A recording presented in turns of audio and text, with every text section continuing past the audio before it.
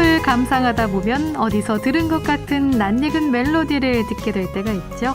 샘플링이라는 기법으로 익숙한 리듬을 입고 새롭게 태어난 노래인데요. 월요일 이 시간에는 원곡과 샘플링 곡을 비교 감상해봅니다.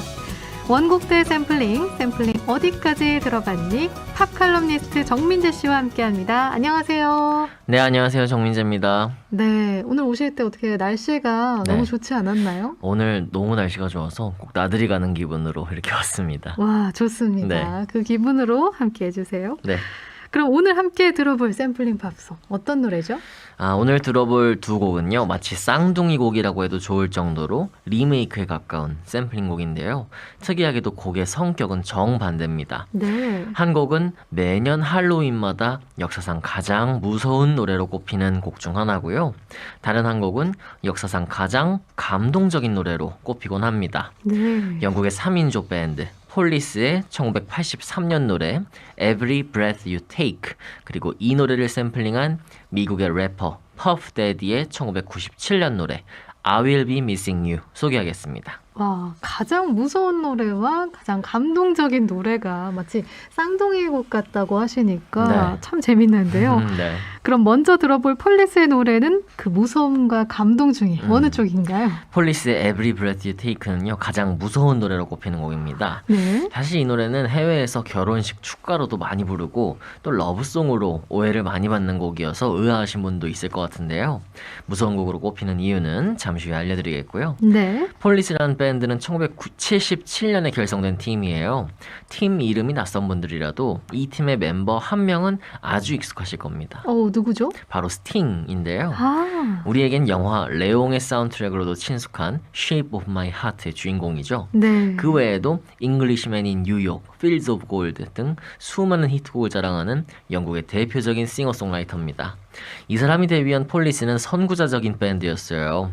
1970년대 후반 펑크의 시대에 등장해서 록 음악과 레게를 섞기도 하고 키보드와 전자드럼으로 팝적인 록을 만들기도 했었죠. 이 팀은 그야말로 뉴웨이브 그 자체였습니다. 네, 그렇군요.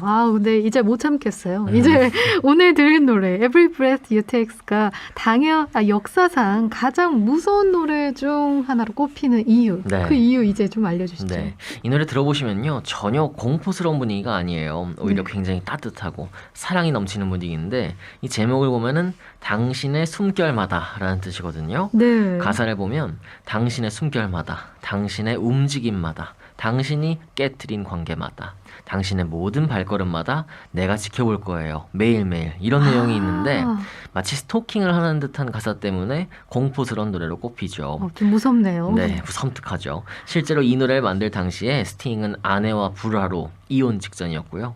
폴리스 멤버들끼리도 사이가 안 좋아서 앨범을 따로 만들 정도로 정서적 고립 상태였다고 하더군요.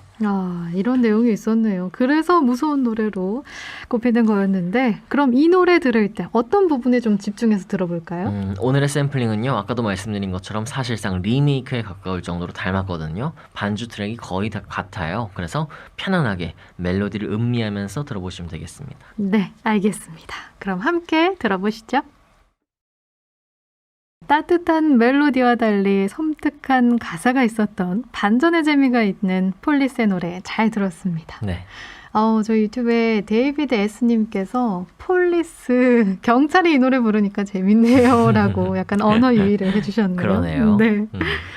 그럼 이번엔 이 곡을 샘플링한 곡을 들어볼 텐데, 이번 곡은 반대로 역사상 가장 감동적인 곡 중에 하나라고요? 네, 폴리스의 Every Breath You Take를 샘플링한 가수는요, 미국의 래퍼 퍼프 데디입니다. 이 사람이 1997년에 발표한 노래 제목을 보면은 I Will Be Missing You 예요. 네. 제목부터 감동의 기운이 느껴지죠. 네. 나는 당신을 그리워할 거예요, 이런 뜻인데, 절친한 사이였던 전설적인 래퍼 노토리어스 B.I.G를 추모하기 위해서 만든 곡이었습니다. 그럼 이 둘이 절친한 사이였다는 네. 건데, 두 사람 모두 이름은 한 번쯤 좀 들어봤어도 좀 생소한 분들도 계실 것 같거든요. 네, 네. 어떤 분인지 좀 소개를 해주시죠. 퍼프 데디와 노토리어스 B.I.G는요, 친구 사이면서 레코드사 사장과 뮤지션의 관계였어요. 네. 퍼프 데디는 원래 래퍼가 아니고 프로듀서였는데요. 전설적인 R&B 여성 가수 메리 제이 블라이즈의 데뷔 앨범 프로듀서 프로듀서가 바로 퍼프데디였죠.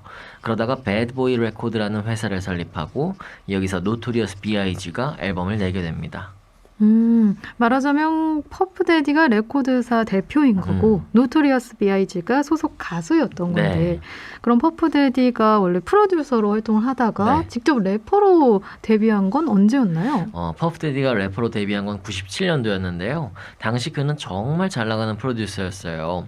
노토리어스 B.I.G가 힙합 최고의 스타가 됐고 또 TLC, 페이스 에반스 이런 블랙 뮤직의 스타들과 대거 작업을 했었죠. 당연히 직접 래퍼로 나서자마자 엄청난 관심을 받았는데요. 네. 특히 큰 성공을 거둔 건 절친했던 노토리어스 B.I.G가 괴한의 총격으로 세상을 떠난 후였습니다. 네. 퍼프데디는 친구를 잃은 슬픔을 그의 아내였던 페이스 에반스와 함께 부른 I Will Be Missing You라는 곡에 담아서 빌보드 차트에서 장장 11주간 1위를 차지했는데요. 그러나 퍼프데디는 이때 일각에서 비판의 대상이 되기도 했습니다. 아니 이렇게 인기가 많았는데 어떤 점에서 비판을 받은 거죠?